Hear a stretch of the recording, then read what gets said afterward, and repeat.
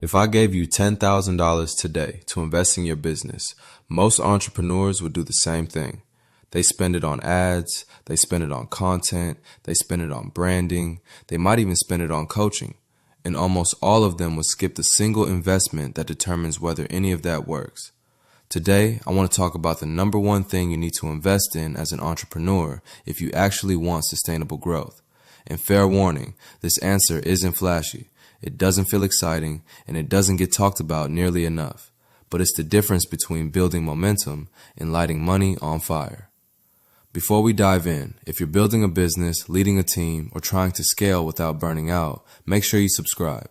This show is about how businesses actually work when the cameras are off. Welcome to Notebook of a COO.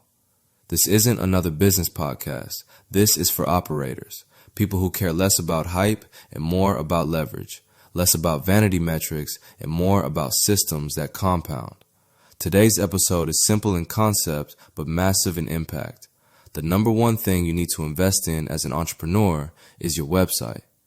Not the way most people think about it, not as a digital business card, not as something you get done once and forget. Your website is your core business asset, and most entrepreneurs are massively underinvested in it. Here's the tension I see over and over again. Entrepreneurs complain about ads being expensive, leads being inconsistent, sales cycles being slow, conversions being low, and their solution is always more. More ads, more content, more platforms, more spend. But no one stops to ask the uncomfortable question, what happens when someone actually finds me? Because if your website is hard to find, poorly ranked, confusing, slow, unclear about what you do, or not aligned with how people search, then every dollar you spend elsewhere is just compensating for that weakness. You're not scaling, you're patching leaks. Let's break this down using an operator's lens. Your website does 3 jobs, always. If it fails at any one of these, your growth stalls. 1. Findability, SEO, and keywords. If people can't find you organically, you're already losing. SEO isn't about gaming Google. It's about alignment. Alignment between what you do, what people search for, and how clearly your site communicates that value. Most websites rank for nothing meaningful.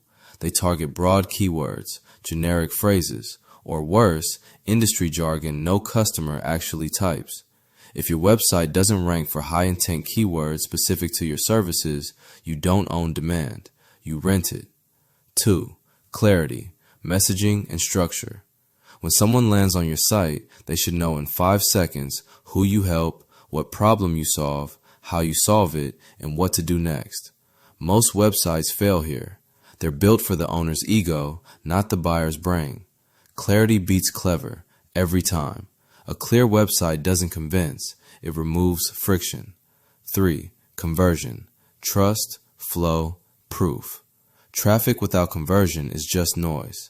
Your website must build trust, reduce uncertainty, answer objections before they're asked. This includes structure, layout, copy, speed, calls to action, and proof. Your website is your best salesperson, working 24/7, unpaid. If it's bad at its job, everything downstream suffers. Now let's talk about paid marketing. PPC is not bad. But PPC without strong organic traffic is brutally expensive. Here's why. When your website lacks SEO, you don't get free compounding traffic. You're forced to buy every click. Your cost per lead skyrockets. Your cost per acquisition explodes. Paid ads are supposed to amplify momentum, not replace it. If your organic presence is weak, ads are just making up for the gap. You're paying to be visible instead of earning visibility. That's not leverage, that's dependency. This is where most entrepreneurs miss the bigger picture. A strong website lowers CAC, improves conversion rates, shortens sales cycles, makes ads cheaper, increases trust instantly, and compounds over time. It's measurable, repeatable, and scalable. That's why operators obsess over it, because unlike ads, your website doesn't turn off when the budget stops. If you remember one thing from this episode, let it be this. Your website is not a cost, it's an asset. And assets deserve investment, not once, continuously, because every channel you build, every ad you run, every piece of content you publish leads back to one place. If that place is weak, everything else struggles. If you're an entrepreneur wondering why growth feels harder than it should, look at your website through an operator's lens. Is it easy to find, easy to understand, easy to trust, easy to act on? If not, you found your bottleneck, and fixing that changes everything. Wherever you are, that is exactly where you are supposed to be. But that does not mean you have to stay there. Until next time.